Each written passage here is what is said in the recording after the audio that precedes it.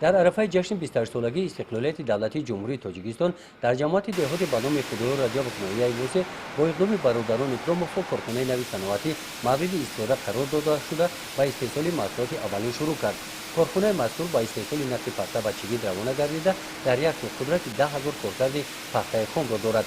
دستگاه‌های کارخانه زمانوی بوده استحصال شرکت نوره ایالات متحده آمریکا می‌باشند.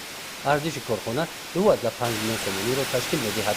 در کارخانه 50 نفر ساکنان دهات با جای کاری دائمی تامین شدند. کارخانه امکان دارد پخته دیگر خوجگی‌ها را با پول نقد خریداری و کارکرد نماید. در این روز در جماعت دهات به نام خدای رجب با مقصد ترغیب طرز حیاتی سالم جلب جوانان با ورزش با سرپرستی برادران خدیروف میدانچه خردی بازی فوتبال مورد استفاده قرار داده شد. مساحت دروازه میدانچه 40 متر بوده، برش 20 متر را تشکیل می‌دهد. این روز برای کودکان دهه سلبور جماعت دهات به نام میرعلی محمدعلیف روز فرحبخش و خاطرمان باقی خواهد ماند.